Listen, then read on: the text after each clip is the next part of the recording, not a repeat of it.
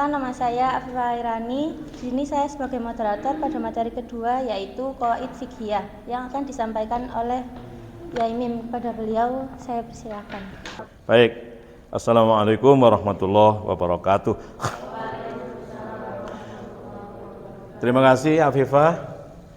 Kita lanjutkan materi kita, studi fikih. Hari ini atau saat ini kita akan bicarakan tentang al-qawaid al-fiqhiyah. Jumlahnya banyak, ratusan. Tapi yang inti dan pokok hanya 5. Disebut dengan al-qawaid al-fiqhiyah al-kubra. Al-qawaid al-fiqhiyah al-kubra ya. Al-qawaid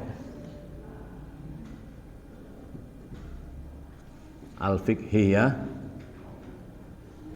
ya, al-kubra. Yang besar maksudnya. Ya.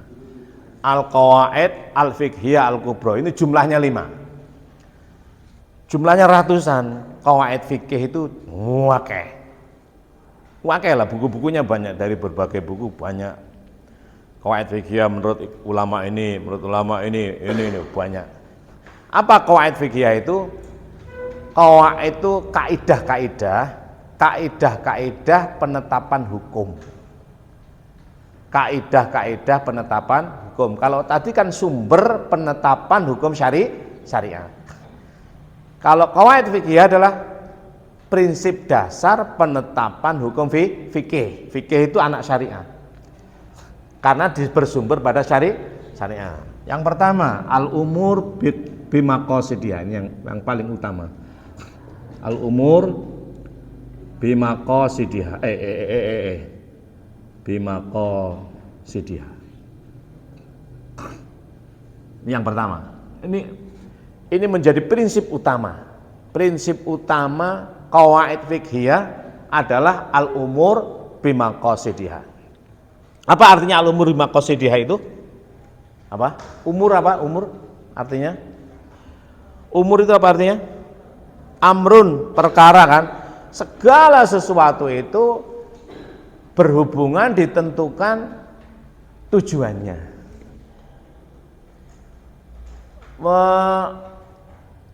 Sesuatu yang aslinya mubah, kalau tujuannya tidak baik tidak boleh. Misalnya gitu loh. Sesuatu yang aslinya itu mubah, kalau tujuannya baik ya boleh-boleh saja. Memanjangkan rambut itu asli hukum dasarnya seperti apa? Boleh kan? Memanjangkan rambut bagi laki maupun perempuan. Apa hukumnya? Tidak ada hukum, alias mubah. Nah, kemudian ketika kita memanjangkan, nah tujuanmu apa? Tujuanmu takabur, pamer, dosa. Kalau tujuanmu adalah untuk apa? Lizina, untuk apa, menghias diri supaya lebih pede, lebih ganteng, nggak apa-apa. Nah, misalnya begitu loh. Dulu ada teman saya itu namanya Saifullah. Dia hafal Quran luar biasa. Ini hafal Qurannya bagus waktu kuliah. Ini pamannya Samsul Ulum, satu kelas dengan saya. Pamannya guru kamu Samsul Ulum, ya, Pak Samsul Ulum. Dr. Samsul Ulum. Nah, punya paman namanya Saifullah. Temanku satu kelas di bahasa Arab sini tahun 86. Kalian belum lahir ya? Itu hafal Al-Quran luar biasa. Hafalnya luar biasa anak ini. Ganteng, tinggi. Ngomong ke saya.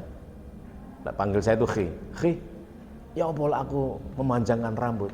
Ya, tergantung sampean. Al-umur bimaqasidiyah. Nek sampean nih maksudnya apa? Tujuanmu apa memanjangkan rambutnya? Lek tujuannya pede ya sunnah. Kalau pede kan sunnah kan? Kenapa? Membuat kita bahagia, ya enggak? Bahagia itu hukumnya wajib.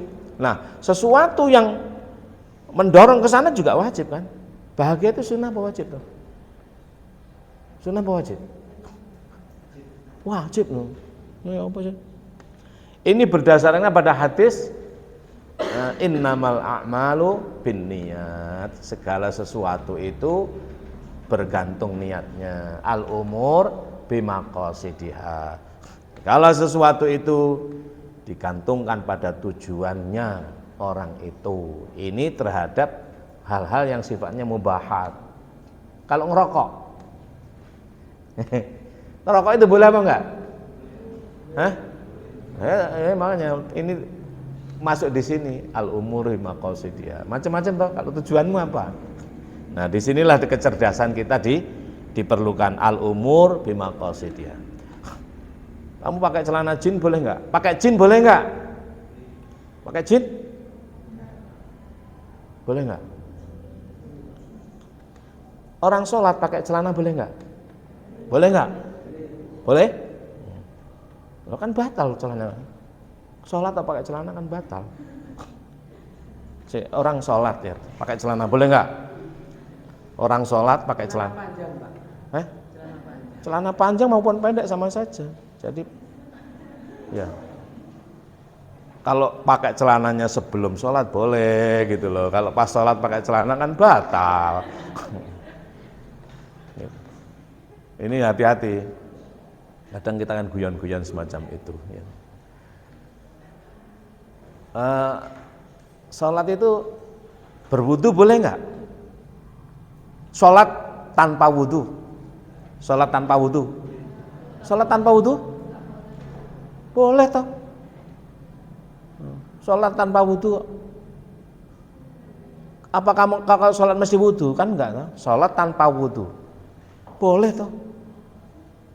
Tanpa melakukan wudu maksud saya. Allahu Akbar, enggak usah wudu-wudu gitu loh. Nah. Kalau kamu sudah punya wudu, ngapain harus wudu? Baik, kita enggak usah gitu. Lanjutkan. Yang kedua, ad-dararu yuzalu. Apa? Prinsip yang kedua. Ad-dararu yuzalu. Prinsip penetapan hukum fikih yang kedua, ad-dararu yuzalu. Apa yuzalu itu? Harus dihilangkan. Penetapan aturan, penetapan fikih sosial maupun fikih ibadah, ada prinsip dasar yang kedua adalah ad-dararu yuzalu. Aturan apapun, hukum apapun yang mendatangkan madarat harus dihilangkan. Ada enggak aturan yang mendatangkan madarat? Bisa saja loh. Misalnya diumumkan oleh kiai siapa, oleh majelis ulama mana, misalnya bahwa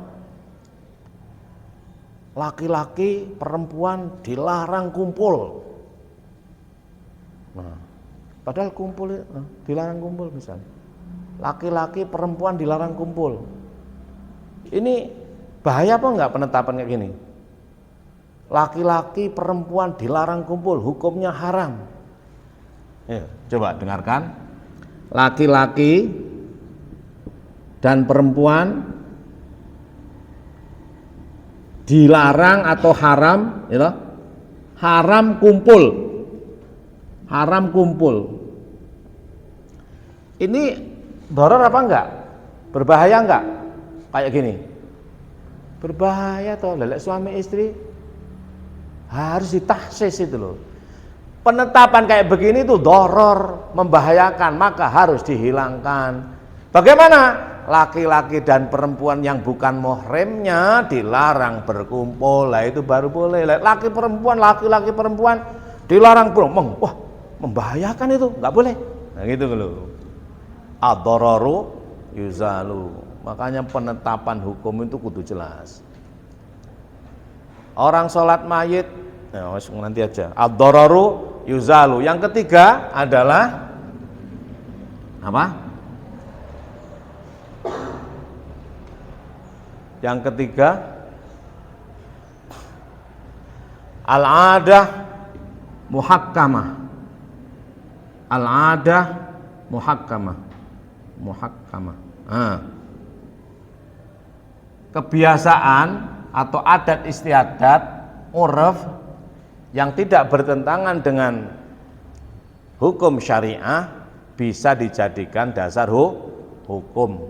Menjadi prinsip penetapan hukum. Prinsip dasar penetapan hukum adalah tidak boleh bertentangan dengan adat istiadat masyarakat tertentu yang tidak bertentangan dengan syariah. Contohnya gimana itu? bahwa menetapkan hukum fikih itu tidak boleh nabrak hukum adat yang tidak bertentangan dengan syariah, itu menjadi prinsip. Adat misal apa misalnya? Kalian kalau ada orang mati kumpul-kumpul tahlilan, ya, baca Quran, itu kan adat ya. Kenapa? Karena di negara-negara di Saudi tidak ada misalnya. Tapi kalau di Mesir ada.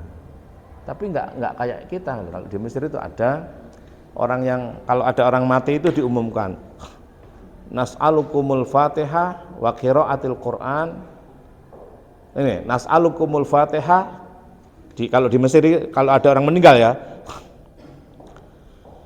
itu dikasih pengumuman gitu di tulisan nas'alukumul Fatihah wa ghairiha minal Qur'anil Karim li ruhil marhum gitu loh. Apa? Kita lewat di situ masuk kasih makan, baca Quran, kasih makan, pulang kasih uang. Jadi diumumkan gitu. Jadi enggak ada pimpinan kayak Pak Mudin itu enggak. Ya selama itu masih ada, mungkin uangnya masih ada, yaitu sedekah. Nas'alukumul Fatihah wa qiraatil Quran wa ghairiha minal Qur'anil Karim li ruhil marhum. Siapa disebut ada pengumuman gitu, kita masuk baca Quran, pulang biasanya dikasih makan, terus kasih uang, sedekah. Nah, itu adat kan sebenarnya, itu adat di zaman Nabi tidak ada dan tidak bertentangan dengan agama, tidak boleh nabrak itu. Al-adah muhakkamah, adat istiadat bisa dijadikan hukum, itu menjadi kaidah prinsip penetapan fikih. Kemudian yang keempat, al-masyaqqatu tajlibut taisir. Al-masyaqqah yang tajlib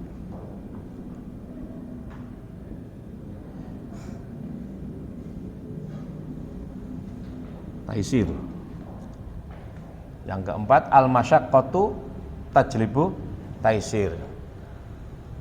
Kesulitan itu apa ya? Al-masyaqqah tajlibu taisir itu gampangnya itu apa ya? Masyaqqah itu kesulitan, tajlib itu menarik, at-taisir. Kesulitan ya boleh, gimana itu? Al-masyaqqatu tajlibu taisir itu apa? Siapa bisa menjelaskan? Al-masyaqqatu tajlibu at-taisir. Penetapan prinsip penetapan hukum fikih. Gimana? Apa?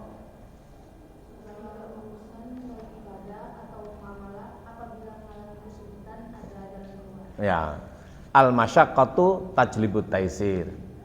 Segala bentuk ibadah maupun muamalah, ya, segala bentuk hukum fikih, baik itu menyangkut hubungan kita dengan Allah maupun sesama masyarakat, apabila kita kesulitan menjalankannya, harus diturunkan untuk kemudahan. Orang tidak boleh, orang sholat kan harus berdiri. Kalau nggak mampu berdiri karena kesulitan, boleh duduk. Nah, masyaqqah itu harus diturunkan bila satu titah hukum apapun apabila dijalankan mengalami kesulitan harus dicari kemudahan yang paling gampang. Yang terakhir adalah al-yaqinu la yuzalu bisyakki. Al-yaqinu la yuzalu bisyakki. Keyakinan itu tidak bisa dikalahkan atau dihilangkan oleh keraguan. Contoh misalnya, saya tadi sudah punya, aku tadi batal apa enggak ya? Kan habis wudu. Batal ya enggak? Berarti enggak batal. Kenapa? Ya, karena yakinnya itu yang pertama. Sholat misalnya, dapat 2 apa 1 ya? Berarti 1. Yang 2 itu kan syak. Ya toh? Yang 1 ya yakin. 3 apa 2 ya? 2 berarti. Kalian kalau tawaf haji misalnya dapat berapa ya? 3 apa 4 ya? 3 yang pasti, tapi 4 itu ragu, maka yakin tidak bisa dikalahkan oleh keraguan. Paham ini? Nah, saya kira begitu ya. Berapa menit? 15 menit pas ya. Jadi qawaid fiqhiyah al-kubra, qawaid fikih itu banyak, tapi yang terutama dan terpenting ada 5. Al-umur bimaqasidiha, ad-dararu yuzalu, al-adah muhakkamah, al-masyaqqah tajlibut taisir, al-yaqinu la yuzalu. Saya kira begitu. Cukup, nggak ada pertanyaan hari ini saat ini karena waktunya udah habis ya. Saya tutup dengan bacaan alhamdulillahirabbil alamin. Assalamualaikum warahmatullahi wabarakatuh. Waktu saya kembalikan kepada Afifah. Baik, di sini saya sebagai moderator. Pertemuan kali ini saya cukupkan sampai di sini. Sekian, wassalamualaikum warahmatullahi wabarakatuh.